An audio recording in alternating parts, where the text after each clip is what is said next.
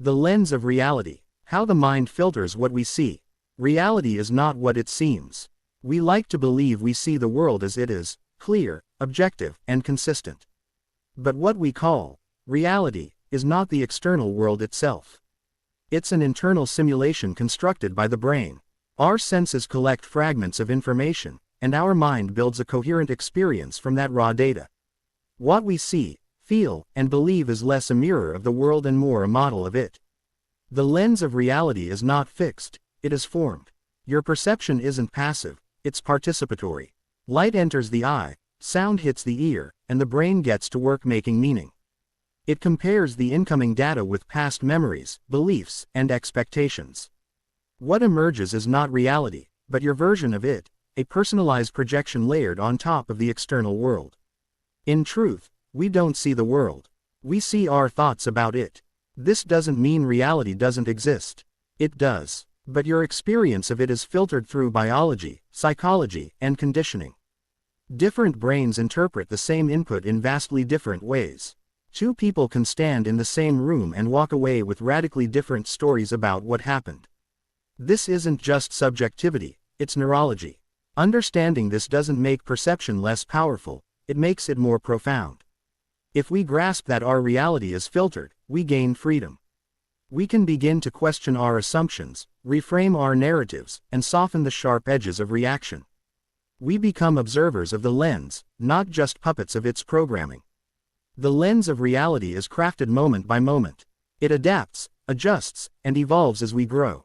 By recognizing its malleable nature, we begin the process of reclaiming our sight, not with our eyes, but with awareness. True vision is not clarity of sight, but clarity of mind. To see the truth of perception is not to despair, it is to awaken. If what we experience is shaped from within, then transformation is not only possible, it's inevitable, once we know where to look. The eye is a lens, not a mirror. The human eye is often thought of as a camera, recording the world in perfect detail and transmitting it to the brain for review. But this metaphor falls short. The eye is not a passive mirror reflecting objective truth. It's a biological lens that transforms light into signals. What you see is not what's there. It's what your eye and brain can translate, interpret, and prioritize. Photons bounce off objects and enter the cornea. They pass through the pupil, are focused by the lens, and finally hit the retina, a thin sheet of light-sensitive cells at the back of the eye. But the retina doesn't see pictures. It breaks light down into patterns of electrical impulses. These signals are then carried through the optic nerve to the brain, where the real magic or distortion happens. Your visual experience is built entirely from interpretation. The brain receives no colors, no shapes, no textures, only pulses of data. Color itself is an invention of the mind, constructed from how the brain interprets different wavelengths of light. There is no red in the world. There are only frequencies, and your mind makes them meaningful. The eye takes in about 10 million bits of information per second, yet we consciously process only a tiny fraction. This means that perception is more about selection than reception. The brain edits most of what the eye collects before it ever reaches your awareness. You're seeing less than you think, and imagining more than you realize. The lens of reality begins with the physical eye but doesn't end there. It continues through the neural network that filters, reassembles, and fabricates what we call vision. That process is deeply creative, and deeply subjective. To understand perception is to accept a startling truth: we are not cameras capturing reality. We are creators composing it, pixel by pixel, with every blink and breath. The visual pathway, from retina to brain. The act of seeing is more complex than it appears. Light strikes the retina, but vision doesn't happen there. Instead, it sets off a cascade of neural processing transforming simple light into rich perception. The retina sends raw data down the optic nerve, which splits at the optic chiasm, and funnels signals into different parts of the brain. The lens of reality is built along this visual pathway. The signals from each eye partially cross over, with the left visual field processed in the right hemisphere and vice versa. This allows the brain to combine two slightly different perspectives into a unified 3D view of the world. This binocular vision helps us gauge depth, motion, and spatial relationships, but it's still just the beginning. From the optic chiasm, the signals travel to the lateral geniculate nucleus (LGN) of the thalamus, a kind of relay station. The LGN organizes and refines the visual signals before sending them to the primary visual cortex (V1) at the back of the brain in the occipital lobe. It's here that perception as we know it begins to form. The primary visual cortex doesn't create images. It detects edges, contrast, orientation, and basic motion. These components are then passed to secondary visual areas V2, V5, each specializing in different aspects of visual data, like color, movement, and object recognition. This hierarchy of processing assembles fragments into the experience of seeing. Despite all this detail, the brain isn't showing you the world, it's building a model of it. At each stage, it compresses, edits, and guesses what matters. These guesses are based on memory, emotion, and prior experience. The finished product feels seamless, but it's stitched together in layers of interpretation. Understanding the visual pathway reveals a crucial insight: the world we see is not delivered, it's constructed. Vision is less like opening a window and more like painting a canvas from imagination, shaped by the tools of biology and the filters of mind. Primary visual cortex and the first filter. The primary visual cortex, or V1, is where raw data from the eyes becomes the initial draft of visual experience. Located at the very back of the brain, this region acts as the first stage in a long sequence of interpretation. Here, neurons detect the presence of lines, edges, and contrast, but not full objects or scenes. Think of it as the pencil sketch of perception. The lens of reality begins forming with this draft. V1 neurons are highly specialized. Some respond only to vertical lines, others to diagonal motion, others still to specific spatial frequencies. This segmentation allows the brain to process visual data in parallel, breaking a single image into components that can be worked on simultaneously. It's efficient, but it also introduces interpretation early in the process. After this initial filtering, the signal is passed forward to V2, V3, and beyond. These higher-order regions begin to reconstruct more complex attributes, like depth, shading, motion, and shape. V4 handles color processing, while V5 specializes in movement. Each area adds layers to the experience, but they also add assumptions. If the input is ambiguous, the brain will still fill in the blanks. Interestingly, V1 isn't just a receiver, it's interactive. It sends information back to the LGN and receives feedback from higher visual areas. This loop of prediction and correction means that what we see is always influenced by what we expect to see. The visual cortex doesn't just process data, it predicts reality based on past patterns. These visual areas don't work in isolation. They're influenced by attention, emotion, and even language. If you've learned a concept, your brain is more likely to detect related patterns in visual stimuli. Your perception becomes guided not by what's objectively present, but by what's meaningful to you. The primary visual cortex reveals a central truth: vision is filtered from the start. What enters the eyes may be universal, but what leaves the brain is personal. Perception is the first story we ever tell, and we tell it constantly, without even knowing.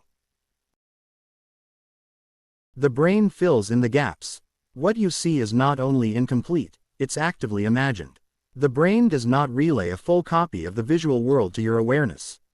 Instead, it sends a stitched-together best guess based on limited sensory input and a vast library of internal assumptions.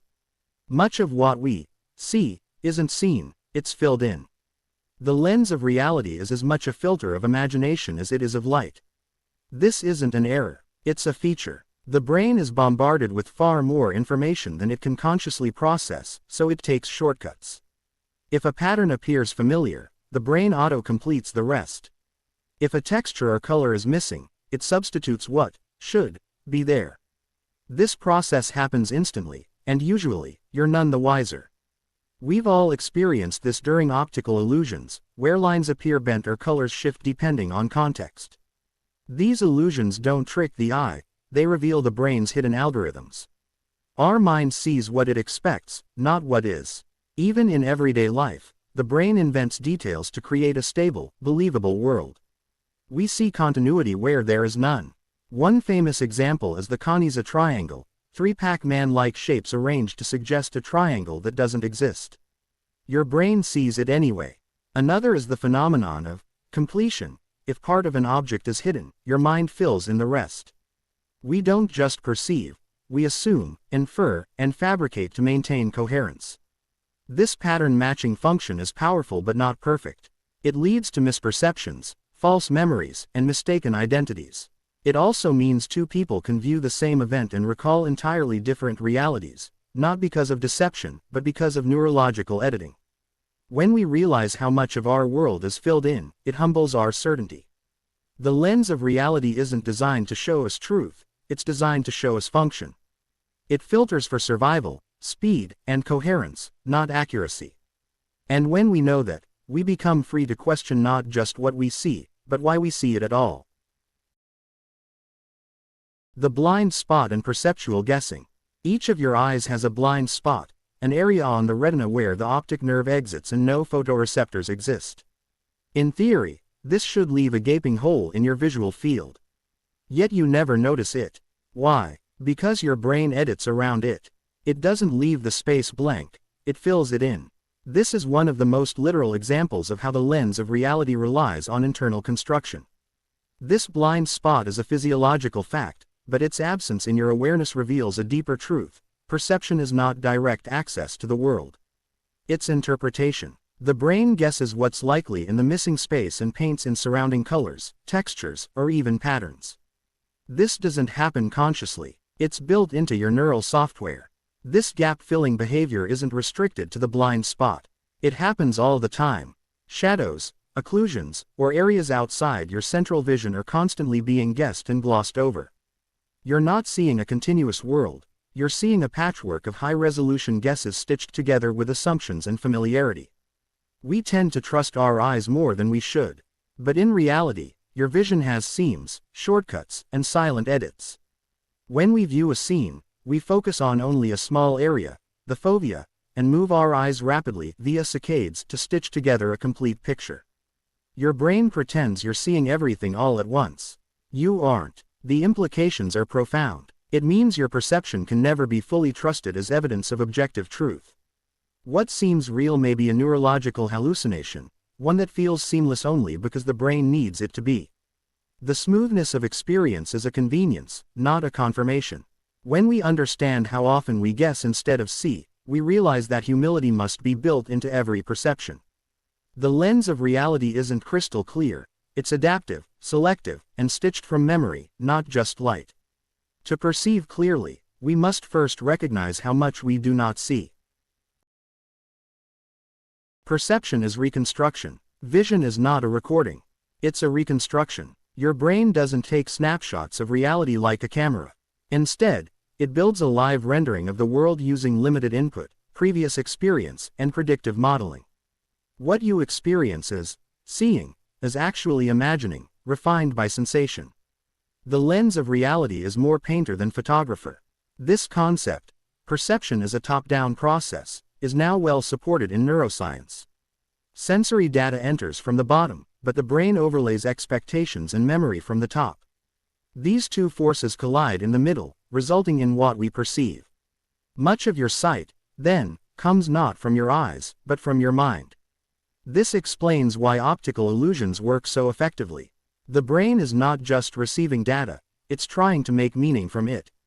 When the data is ambiguous, it chooses the most likely interpretation based on your prior experience. This helps explain cultural or individual differences in what people see, even when shown the same stimulus. Even time is reconstructed. You don't perceive things in the exact order they happen. The brain delays sensory data slightly so it can align and unify inputs from different systems, sound, sight, touch, into one coherent moment. Your reality is always milliseconds behind the actual event, stitched into a seamless experience. This process is incredibly adaptive. It allows us to navigate complex environments with limited information. But it also makes us vulnerable to distortion. Our assumptions shape what we see. Our beliefs color what we think is out there. When perception is reconstruction, even our strongest convictions must be questioned. Understanding perception as reconstruction softens the grip of certainty. It reminds us that what we see is only one version of the world, filtered through a personal and biological lens. The lens of reality isn't static, it's interpretive, improvisational, and endlessly creative. The filter of attention. In every moment, your senses are bombarded with far more information than your brain can handle. To cope, the mind uses attention, a spotlight that determines which details reach your awareness. This focus shapes your experience of reality more than you realize. What you pay attention to becomes your world. What you ignore fades into nothing. The lens of reality is aimed, not automatic. Attention acts as a perceptual filter. It prioritizes data based on relevance, survival, interest, or emotional salience. That's why you can be in a noisy room and still hear your name from across it. Your brain is constantly scanning for signals that match your priorities, even when you're not consciously listening. The spotlight of attention is narrow. While your eyes may take in a wide visual field, you truly see only what you're focused on. Experiments in inattentional blindness, like the famous invisible gorilla video, demonstrate this perfectly. If your attention is occupied, you can miss massive elements in your environment, even if you're looking right at them. This attentional filter doesn't just select data, it alters perception. When you're looking for something, you're more likely to find it, even if it's not really there. This is called attentional bias, and it affects how we perceive danger, beauty, opportunity, or threat. Your internal focus shapes your external experience. In practice, attention creates a personalized feed of reality. Much like a social media algorithm, it serves up content based on your recent history, interests, and interactions. The danger is that this feedback loop narrows perception over time. You start to see only what you expect to see, and miss everything else. To understand attention is to realize you're not just seeing the world, you're filtering it. The lens of reality is directed by where you look, what you value, and how your mind assigns importance. Awareness of attention is the first step toward seeing more clearly. The role of belief and expectation. What you believe changes what you see. Not metaphorically, literally. Beliefs and expectations are neurological filters that shape how your brain interprets sensory data.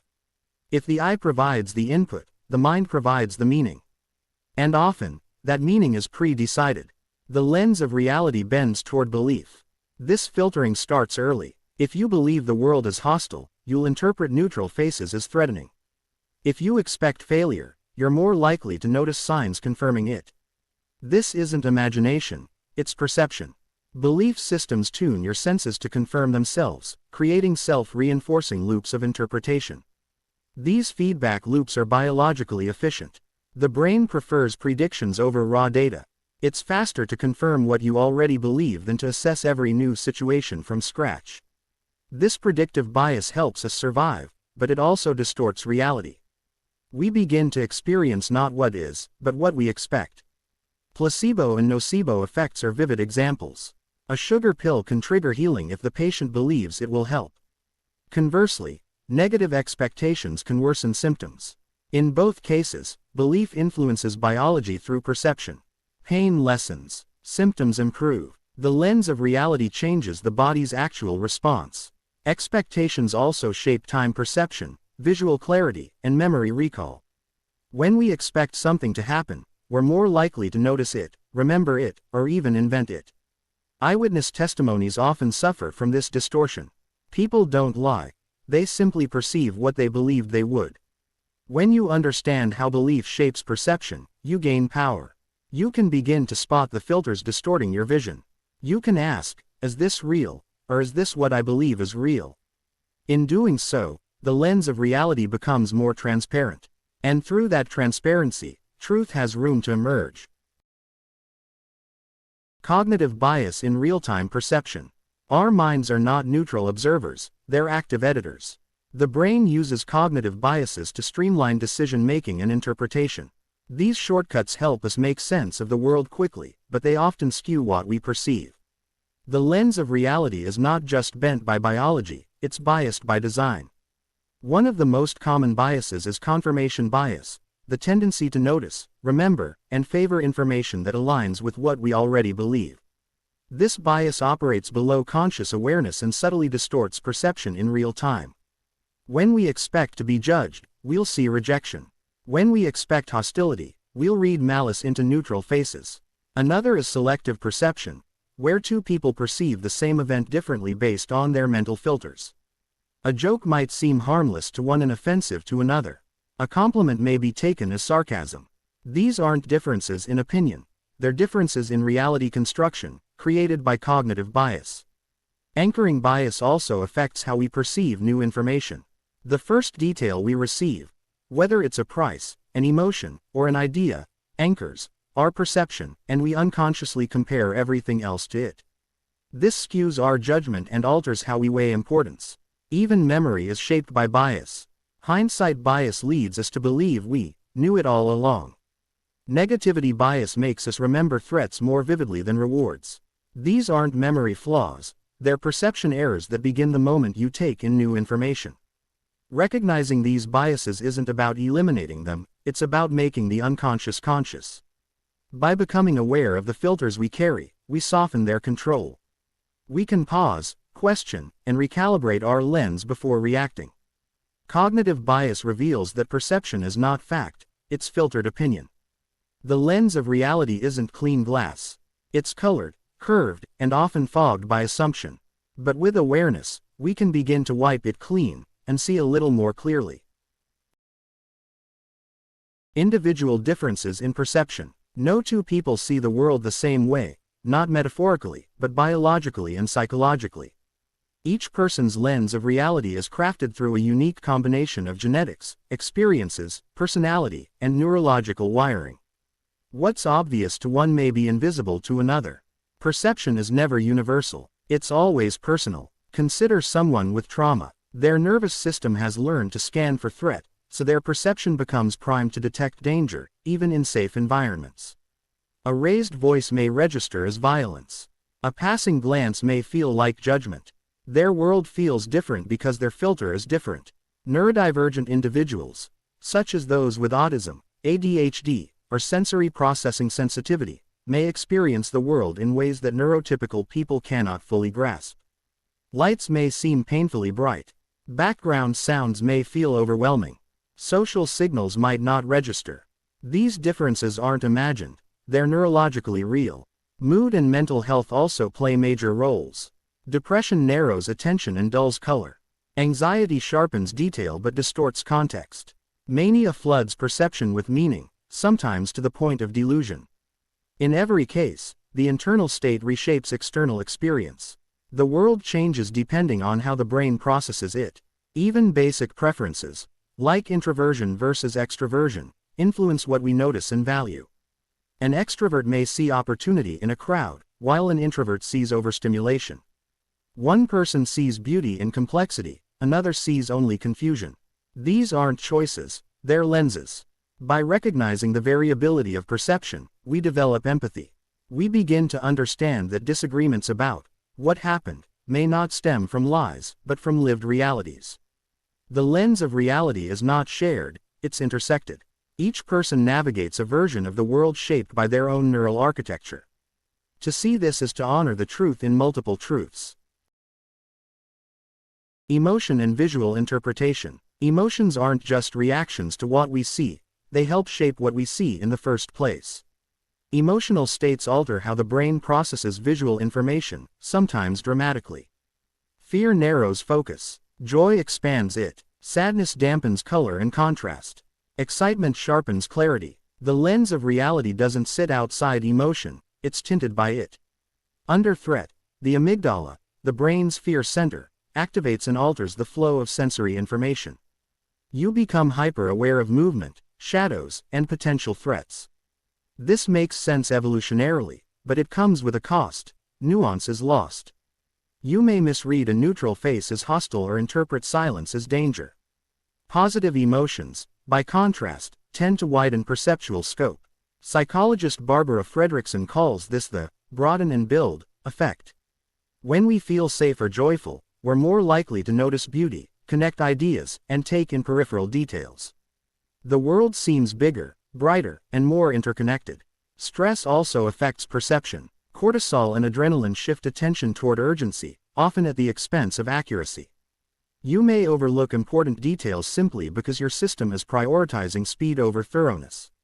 Chronic stress can even condition the brain to favor threat-based interpretations, skewing perception over time.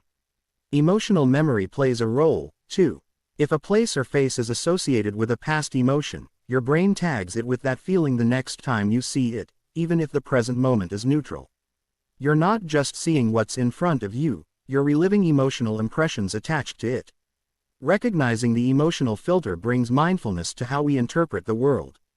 It allows us to pause and ask, is this what's really happening, or how I feel about what's happening? The lens of reality becomes clearer when we acknowledge the invisible color wash of emotion across our field of view. Cultural and linguistic filters. Language doesn't just express thought, it shapes it. The words we speak, the metaphors we use, and the culture we inherit all influence how we perceive the world. In fact, language acts as a filter on perception, narrowing or expanding what we're capable of noticing. The lens of reality is not only neural, it's cultural. The Sapir-Whorf hypothesis proposes that language influences thought and perception. While once controversial, this idea now finds support in cognitive science. Speakers of different languages literally see the world differently. For example, some indigenous languages don't use left and right but instead rely on cardinal directions. Their speakers are naturally more oriented in space. Color perception is another area where language matters. Some cultures have only 2 or 3 basic color terms, while others have over a dozen. This changes how speakers perceive and categorize color. Without a word for blue, for instance, that part of the spectrum is harder to distinguish. The boundary between perception and vocabulary becomes blurred. Cultural values also shape perception. In individualistic societies, people focus more on central figures in visual scenes. In collectivist cultures, attention is more likely to fall on context and background. Even facial recognition differs. Westerners scan the eyes and mouth, while Easterners often focus on the center of the face.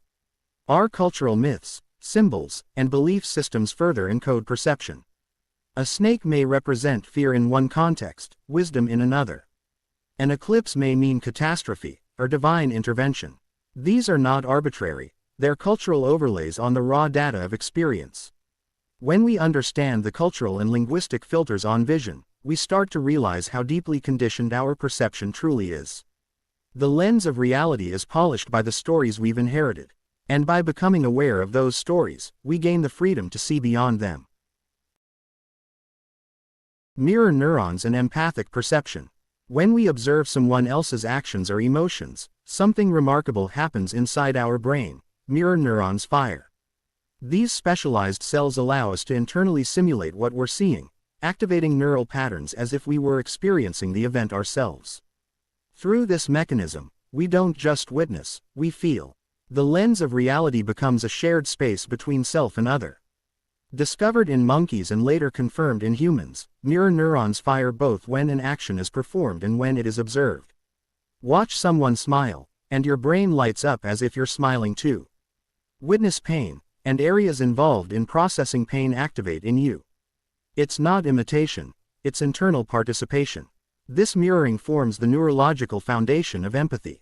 We understand others not through abstract reasoning, but by subconsciously simulating their experience. This is why emotions are contagious, why stories move us, and why suffering, even from a distance, can affect us deeply. But mirror neurons also complicate the idea of separate perception. If seeing you cry makes me feel sad, where does your emotion end and mine begin? Our brains are constantly syncing and resonating with those around us.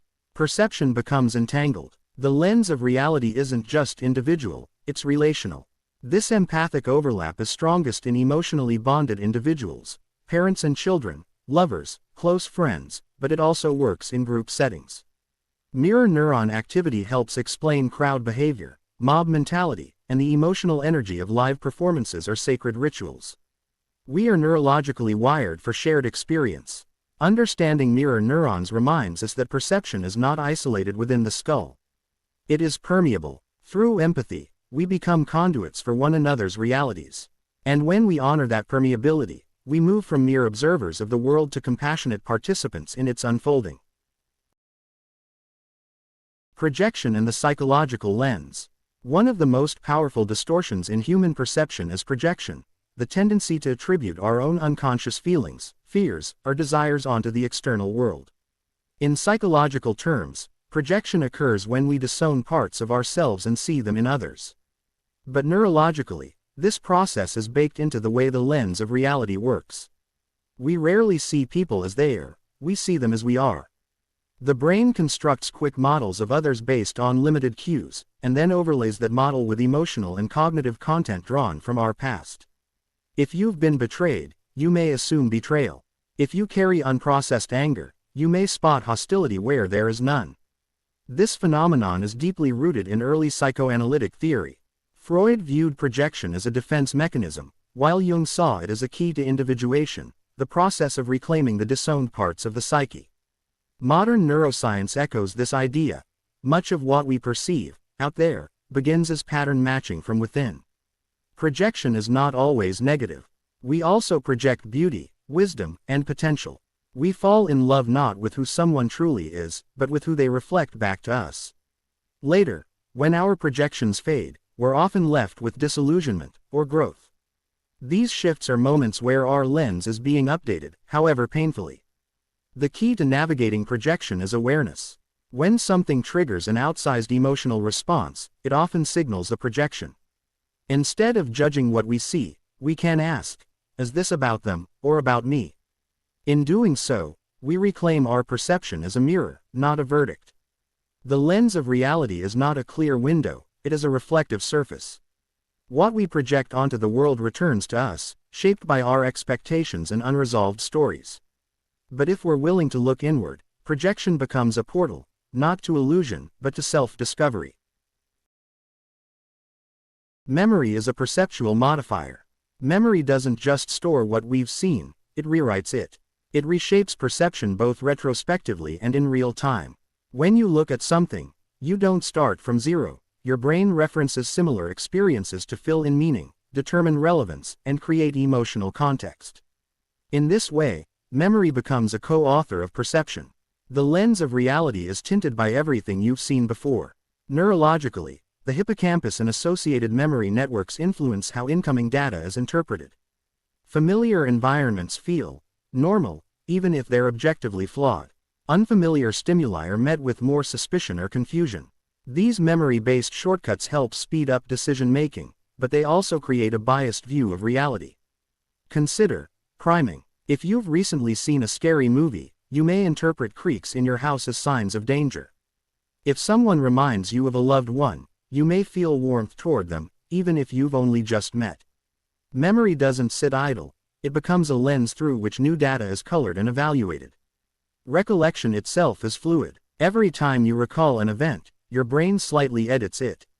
New associations are formed, emotional tones shift, and the updated version is stored as if it were the original.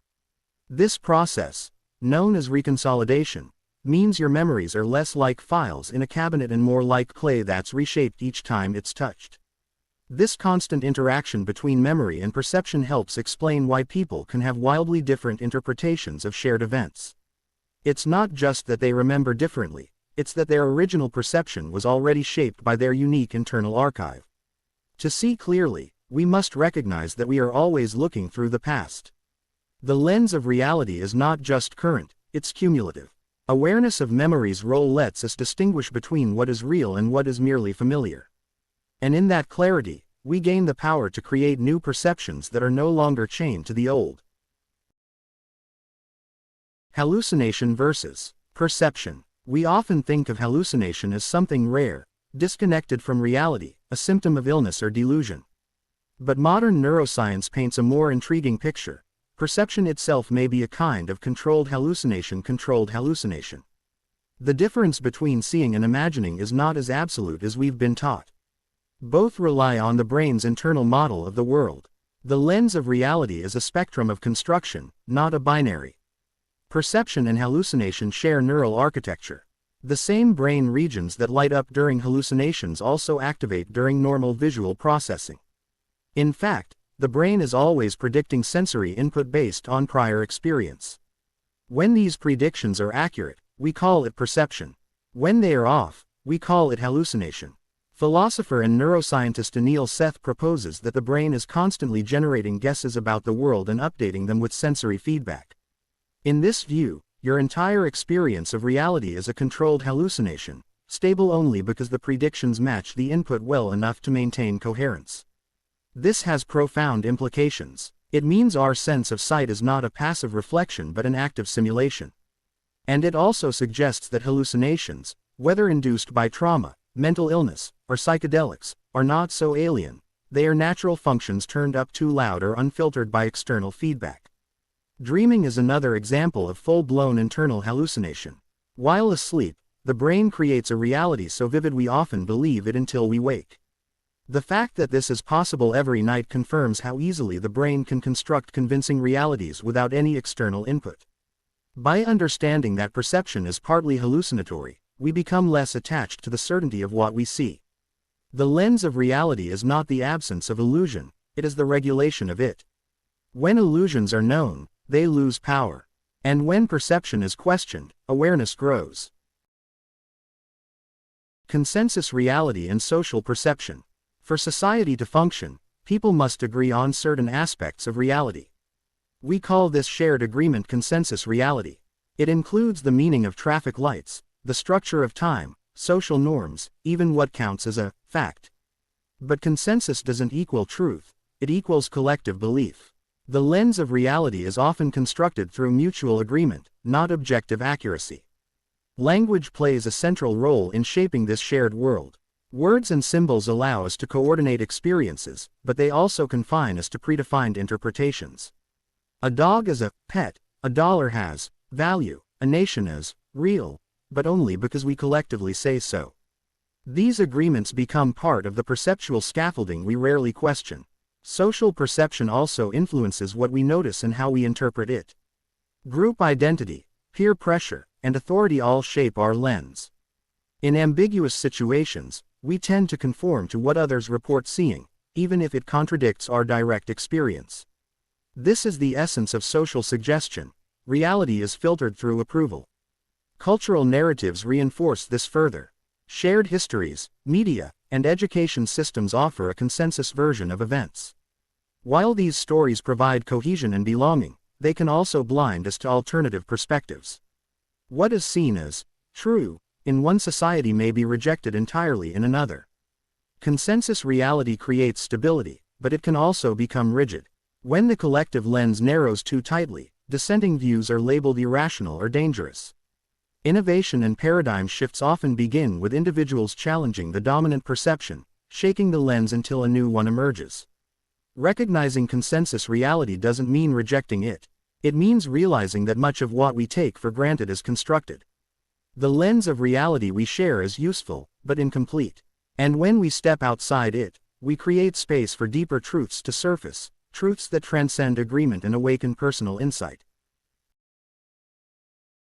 The default mode network and self-filtering. Within your brain is a network that's active when you're not focused on the outside world. It's called the default mode network, DMN, and it plays a central role in shaping your sense of self, time, and internal narrative. When you're daydreaming, reflecting, or imagining yourself in the past or future, the DMN is humming in the background. This system is a major component of the lens of reality, filtering what you perceive through your identity and story. The DMN connects regions of the brain responsible for memory, perspective taking, and self-referencing. It's the network that says, "This is happening to me," or, "That reminds me of who I am." It creates the thread of continuity that we call a personal narrative, but this thread also weaves itself through your perception of the present moment. The stronger your identification with the DMN's story, the more you see the world through its filters. Events are judged based on how they align with your self-concept. If you see yourself as unlucky, your perception will highlight every failure. If you believe you're a burden, you may misinterpret neutral interactions as rejection. During altered states, like deep meditation, psychedelic experiences, or flow states, the DMN often quiets down. This leads to a breakdown of ego boundaries and a sense of unity with the world. Many report that during these states, perception becomes more direct, vibrant, or truthful, suggesting that the DMN normally acts as a buffer between raw experience and interpretation. This network is not bad. It helps us plan, understand ourselves, and empathize. But unchecked, it can trap us in loops of self-reference, limiting what we perceive and how we interpret reality. We see the world not as it is, but as it fits into our inner story. By observing the DMN's influence, we gain a key to transcending its limits.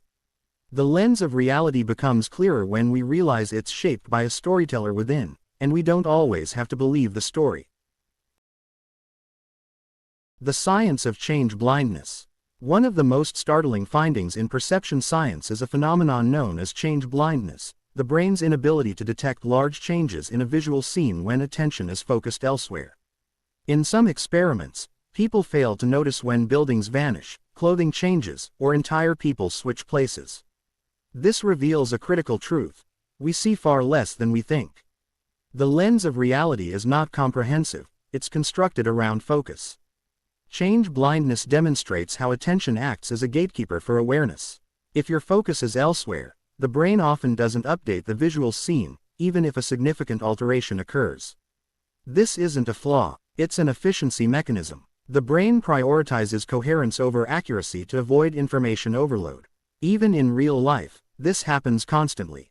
You may fail to notice that a friend shaved their beard, that a picture on the wall has been replaced, or that a sentence in a text has changed.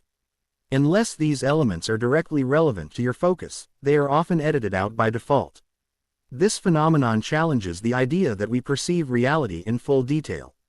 In truth, we perceive a sketchy outline and let the brain fill in the rest. Unless something is flagged as surprising or important, it may never reach conscious awareness, even if it's right in front of you. Change blindness also reveals how easily manipulated our perception can be. Magicians, illusionists, and con artists exploit this gap constantly. They don't trick your eyes, they trick your attention, knowing that perception follows focus. Understanding this allows us to approach the world with more curiosity and humility. Just because we didn't see something doesn't mean it wasn't there. The lens of reality isn't wide-angle, it's selective. And knowing that can open us to the details, truths, and transformations that otherwise go unseen. Dreams, imagination, and visual simulation. When you close your eyes and dream, you enter a world that feels remarkably real: vivid colors, motion, emotion, even logic. Yet none of it is sourced from the external world. The brain generates the entire experience internally. This demonstrates something profound. The same neural systems used in waking perception are also used in dreaming and imagination. The lens of reality doesn't shut off when we sleep, it just sources from within. Studies using fMRI scans show that during REM sleep, visual areas of the brain light up just as they do during waking life. The motor cortex fires as though you're moving. The emotional centers of the brain often become even more active. The only difference: the sensory input is cut off. What you experience is simulation, not reception. Imagination functions similarly. When you visualize an apple or recall a loved one's face, your brain activates many of the same regions involved in real visual experience. Though the detail may be fuzzier, the mechanics are nearly identical. The mind doesn't distinguish sharply between what is seen and what is simulated, it treats both as perceptual events. This insight shifts how we understand mental imagery. Visualization isn't just in your head. It is a real neurological experience, one that can influence mood, motivation, learning, and even the immune system. Guided imagery and mental rehearsal are now used in medicine, sports psychology, and trauma recovery for this reason. Understanding that your inner world can feel as real as the outer one raises a vital question: what makes something real? If the brain can construct entire worlds without any external input, then perception is not a mirror, it's a model. Dreams and imagination expose the creative core of our perceptual system. The lens of reality doesn't rely solely on what's outside. It constructs reality from within as well. When we honor the validity of internal experiences, dreams, visions, insights, we expand our definition of what it means to see clearly. Consciousness is the final filter. All perception ultimately passes through the filter of consciousness. It doesn't matter how accurate your senses are or how sophisticated your neural processing may be, without awareness, there is no experience. Consciousness is the final gateway where perception becomes reality. The lens of reality is not complete without the presence of an observer. Consciousness is not just another layer of brain activity, it's the canvas on which all perception is projected. You may process light, sound, and sensation unconsciously, but until something enters your awareness, it isn't part of your experienced world. You don't just have perception, you are the space in which it arises. This has led many scientists and philosophers to suggest that perception is not something the brain does to reality, but something that arises with consciousness. Reality, in this view, is participatory. The observer is not separate from the observed but entangled with it. This is echoed in certain interpretations of quantum physics, where measurement observation appears to influence what is measured. In daily life, consciousness determines what you notice, how you interpret it, and how you feel about it. It's not passive. It reflects your beliefs, your emotional state, and your intentions. Two people may look at the same sunset, but the quality of the experience depends on their state of awareness. Training consciousness, through practices like meditation, mindfulness, and inner inquiry, can profoundly alter the lens itself. The same world may appear softer, more vibrant, or less threatening simply because your awareness has become less reactive and more spacious.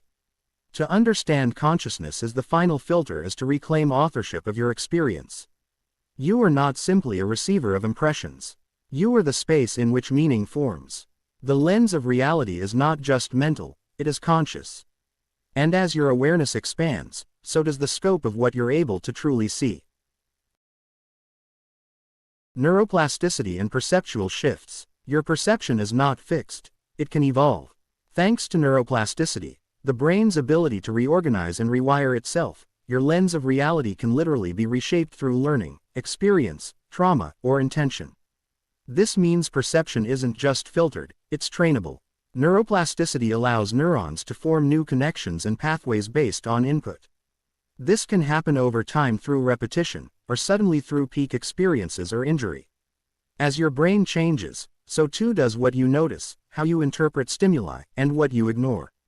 The world itself begins to shift, not because it changed, but because you did. This is why long-term habits, like meditation, gratitude, or exposure to new environments, can gradually shift one's worldview. For example, mindfulness practice thickens the prefrontal cortex and reduces activity in the amygdala, leading to calmer, more present-centered perception. You begin to see with less fear and more clarity. Trauma also rewires perception, often narrowing it.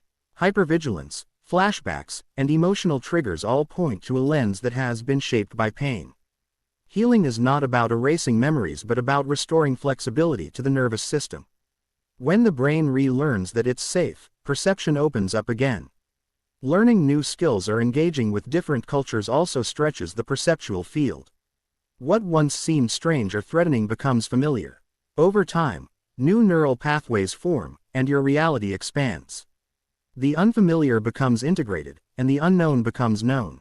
When you realize your perception is not static, empowerment follows. You can choose practices, environments, and relationships that upgrade your lens. Neuroplasticity is the bridge between biology and transformation. The lens of reality is alive, and every moment is an opportunity to shape it with conscious care. The illusion of objectivity. We often assume we're being objective, that our view of the world is the truth, or at least the most accurate one. But the more we understand perception, the more this assumption crumbles.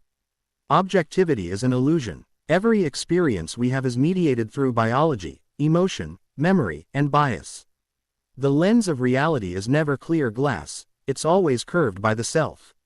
This doesn't mean truth doesn't exist, but it does mean that we never perceive it without filters.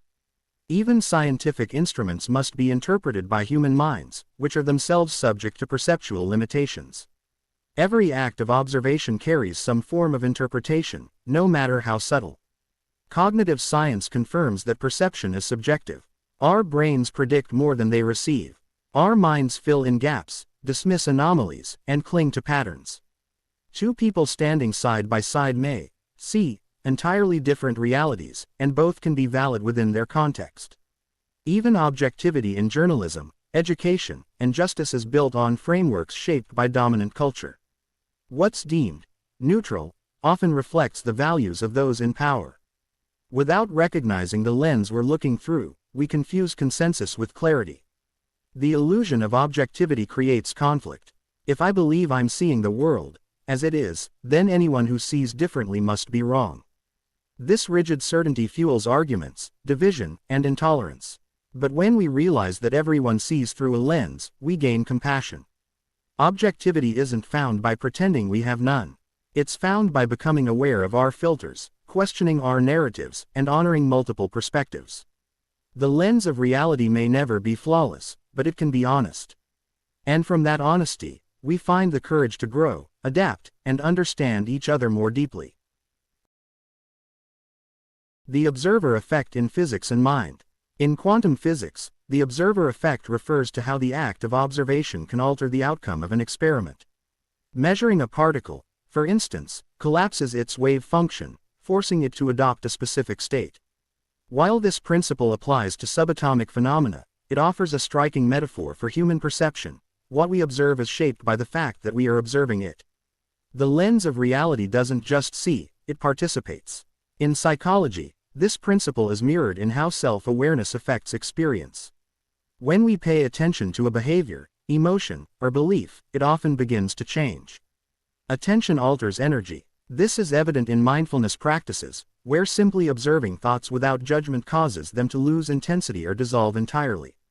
Your focus creates feedback loops. If you continually observe flaws in yourself or the world, those patterns are reinforced. If you begin to shift your attention toward growth, beauty, or possibility, new neural pathways form. In this way, perception is creative. We don't just record reality, we help shape it with our gaze. This shaping isn't just internal. Our expectations and focus can influence how others behave. Eye contact can change someone's posture. Belief in someone's potential can unlock their growth. The observer effect, when scaled up to social and relational levels, becomes a quiet force of transformation. The key insight is this: you are never a passive witness. Your presence, awareness, and intention ripple into the world. Observation becomes interaction. Perception becomes co-creation. And reality is not fixed. It's fluid under the light of your attention. Understanding the observer effect empowers us to become more intentional. The lens of reality doesn't just reveal the world, it changes it. When you learn to look with clarity, compassion, and courage, the world responds in kind. You shape what you see, because you are part of it. Augmented and altered perception. Reality is not fixed. It bends under the influence of biology, chemistry, and technology. Whether through psychedelics, virtual reality, or neurological differences, our perception of the world can be dramatically altered. These altered states offer powerful insight into how fragile and fluid the lens of reality truly is. Psychedelics like psilocybin or LSD alter activity in the brain's default mode network and sensory integration centers, leading to vivid visual distortions, synesthesia, and a sense of expanded awareness. Under these conditions, colors intensify, patterns emerge, and the boundary between self and world dissolves. While the external environment may remain unchanged, the internal experience of it transforms profoundly. Neuroscience confirms that psychedelics reduce top-down filtering, allowing more raw sensory data to reach conscious awareness. This suggests that much of what we call normal perception is a product of suppression, not clarity. Altered states reveal just how much is normally filtered out. Virtual reality offers another path to modified perception. While not chemical, the immersive environment of VR tricks the brain into treating digital illusions as real. The body reacts to virtual heights, threats, or beauty just as it would in the physical world. Again, the lens of reality proves to be malleable. Even non-drug altered states, induced by breathwork, fasting, chanting, or deep meditation, can yield visionary experiences. These practices bypass everyday filters and reveal alternative ways of sensing and understanding existence. While often dismissed by mainstream science, their effects on perception are real, measurable, and transformative. Rather than seeing altered perception as a glitch, we might view it as a gift, a reminder that our default view of the world is just one version of many. The lens of reality can stretch, twist, or dissolve entirely. In these moments, we glimpse the truth. Reality is not what's given, but what's received. Rewriting the lens. Awareness is liberation. To see clearly, we must first understand that we do not. This paradox opens the door to transformation. Awareness of our filters, projections, and biases doesn't make us flawed, it makes us free. The ability to see the lens itself is the first step in rewriting it. The lens of reality becomes malleable the moment we realize it exists. Awareness is not the same as thought. It is the spacious witness that can observe thought, feeling, and perception without becoming entangled. When you notice how your mood shapes your experience, or how your past colors your present, you are standing in awareness. You are no longer only inside the lens, you are looking at it. This shift is profound. It creates a gap between stimulus and response, a pause that allows choice. Instead of reacting blindly, you respond with clarity. That clarity isn't perfect sight, but it's a knowing of your own subjectivity. In that knowing, your perception becomes more honest, more compassionate, and more creative. Over time, practicing this kind of metacognition, awareness of awareness, reshapes the nervous system. You become less driven by fear, more receptive to nuance, and more comfortable with ambiguity. These are the hallmarks of a healthy, flexible lens. Tools like journaling, meditation, inner dialogue, and shadow work can help surface the unconscious biases and narratives that shape perception. Each layer you peel back is not a loss, but a gain, revealing a deeper, more expansive view of reality. To rewrite the lens of reality is to step into authorship. You're not just the one being shaped, you are also the one who shapes. With each new insight, the world grows richer, stranger, and more beautiful. Not because it changed, but because you did.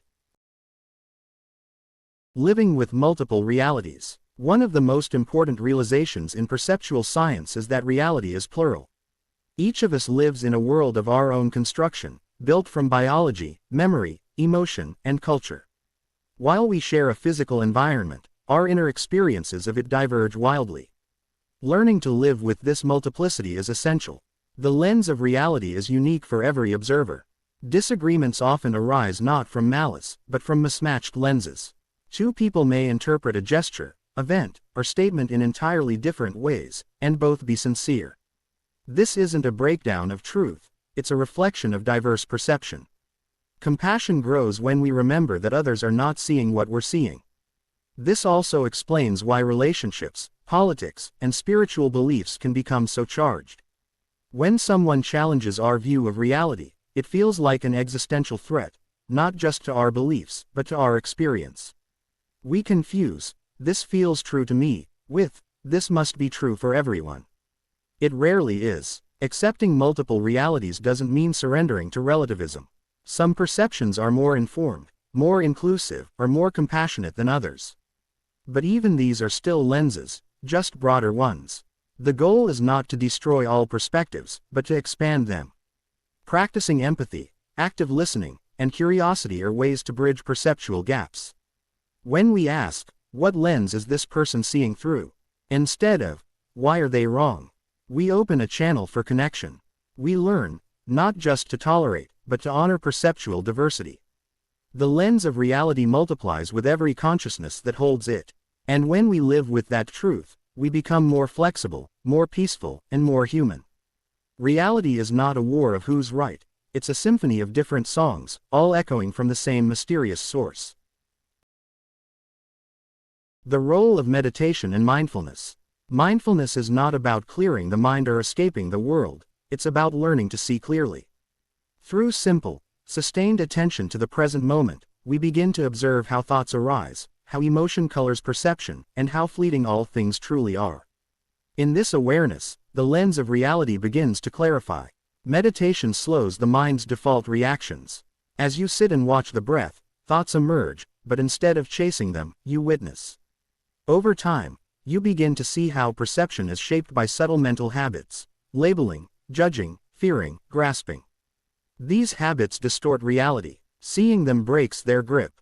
Neuroscience supports these effects. Regular meditation alters the structure and function of the brain, enhancing activity in the prefrontal cortex, conscious decision-making, and reducing activation in the amygdala, fear and reactivity. Practitioners develop better focus, emotional regulation, and perceptual clarity. Mindfulness helps illuminate automatic filters, like projecting past pain onto new situations or missing beauty due to stress. By gently returning attention to the now, we soften these filters.